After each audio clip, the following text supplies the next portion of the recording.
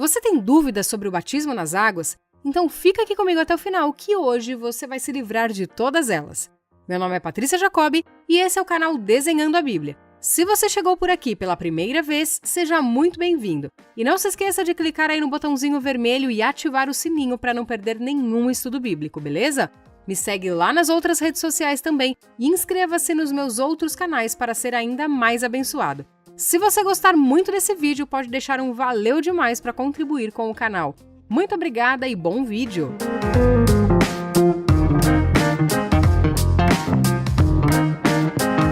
O estudo de hoje é da Igreja da Comunhão Ágape. Tem o link do seminário e do canal da igreja na descrição desse vídeo. Dá uma passada lá também. O batismo nas águas, antes de qualquer coisa, é uma ordenança a todos os que arrependidos se converteram ao Senhor Jesus Cristo. Quando alguém aceita Cristo como seu Senhor e Salvador, uma de suas primeiras atitudes de arrependimento é ser levada diante de testemunhas às águas, e ali, submergida, declara publicamente que morreu para o mundo e, ao imergir, nasceu para Deus. Veja o exemplo do eunuco quando, evangelizado por Felipe, recebeu a palavra, creu em Deus e logo quis ser batizado. Assim deve ser a atitude de um verdadeiro pecador arrependido. A palavra batismo significa imersão. O sentido da palavra compreende o ato simbólico de sepultamento do velho homem para que o novo homem ande em novidade de vida. A prática do batismo nas águas foi introduzida no Novo Testamento durante o ministério de João Batista.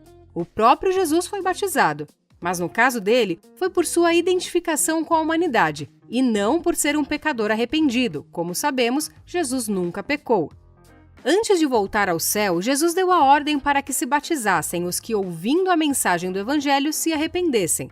Essa ordem foi obedecida pela igreja primitiva e até hoje é praticado pela igreja moderna.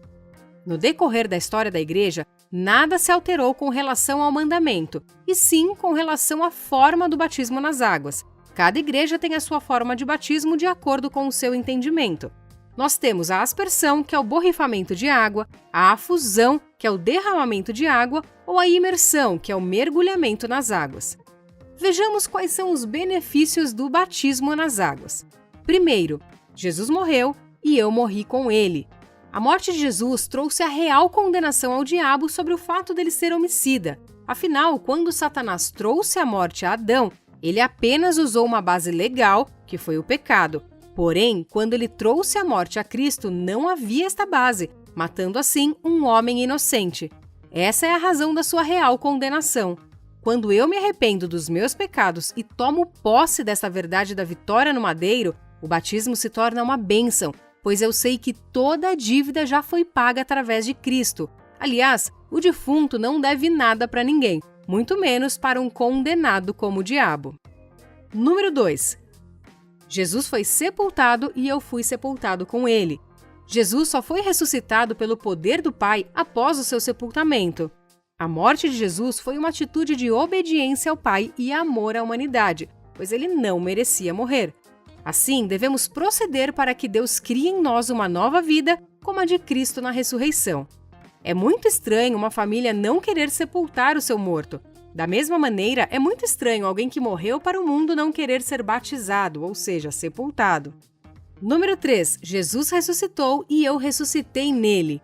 Uma das maiores obras que Cristo realizou através da sua ressurreição foi arrancar a morte que nos foi imposta pelo pecado de Adão. No batismo, nós tomamos posse dessa verdade. Ao emergirmos nas águas, a velha natureza adâmica fica sepultada e ressurgimos com uma nova identidade, a vida de Cristo. Tudo que nos foi roubado agora é devolvido. A paz, a vida, a saúde, a alegria, porque fazem parte integral da nova vida que recebemos em Cristo. Aleluia! 4. Ele subiu ao céu e eu subi ao céu nele. Após o batismo, que é o nosso testemunho diante de Deus, dos homens e do diabo, eu recebo o direito de me assentar nos lugares celestiais em Cristo. Agora, morto e sepultado, porém ressuscitado, não posso e nem devo viver mais nas dimensões terrenas, pois a nova natureza que recebi na terra é celestial e tem como desejo habitar nas dimensões espirituais como herdeiro de Cristo Jesus. Através dessas 4 verdades da obra de Cristo revelada no batismo, podemos dizer que o batismo é o nosso ofício fúnebre. O emergir das águas é o declarar de uma vida eterna, onde a morte e o pecado não têm mais domínio. Somos livres para viver inteiramente para o Senhor. Número 5. A guerra espiritual no batismo nas águas.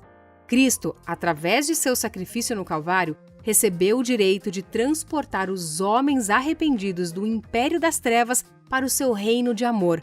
Sabemos que todos os homens e mulheres nascidos no mundo, devido ao pecado de Adão, são escravos de Satanás no reino das trevas.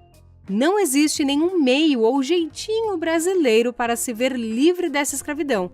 O único meio de estar livre da escravidão é morrer para o mundo e desejar viver para Deus. É quando Jesus Cristo pode usar o seu direito adquirido em favor de tais pessoas. Número 6. As 2 raças. Assim como há 2 reinos, o de Satanás e o de Deus, há também 2 raças, a raça do primeiro e do segundo Adão. Através do pecado do primeiro Adão, todos nós estávamos sujeitos à morte. Adão foi o pai de toda a raça humana. O pecado separou todos nós de Deus. Devido ao seu pecado, todos nós herdamos a sua natureza rebelde e enferma e nos tornamos sujeitos à morte. Essa raça chama-se raça adâmica e pertencem ao reino das trevas, pois são ainda pecadores e rebeldes. Número 7. O último Adão. Não havia nenhuma maneira pela qual Deus pudesse dar um jeito na raça rebelde, enferma e mortal, a raça adâmica caída. O único jeito encontrado por Deus foi dar um fim a ela e começar uma nova raça.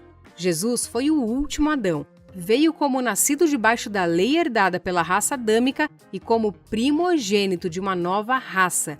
Ficou pregado no madeiro na qualidade de último Adão, momento em que morreu também a raça adâmica. De agora em diante, todos os nascidos após Cristo só ficarão escravos da natureza adâmica pecaminosa se quiserem. Número 8. O segundo homem. Jesus já não está mais na qualidade de último Adão, e sim na qualidade de segundo homem.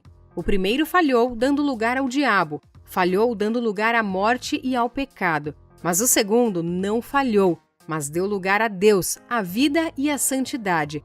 O primeiro nos prendia às coisas da terra, mas o segundo nos leva às coisas do céu. 2 raças surgiram na guerra entre os 2 reinos, e através do batismo mostramos de qual raça fazemos parte. Pelo batismo, declaramos aos nossos amigos, conhecidos e também ao diabo que não fazemos mais parte da raça adâmica rebelde, enferma e pecadora. Fazemos parte sim da raça do segundo homem, obediente, raça sarada e santa, que a sua habitação não é mais com os demônios e trevas, mas o seu lugar agora é estar assentado nas regiões celestiais em Cristo. Se você quer se aprofundar e entender ainda mais sobre esse assunto, não deixe de estudar no CTMA. Tem um link na descrição desse vídeo. Deus abençoe a sua vida e até a próxima!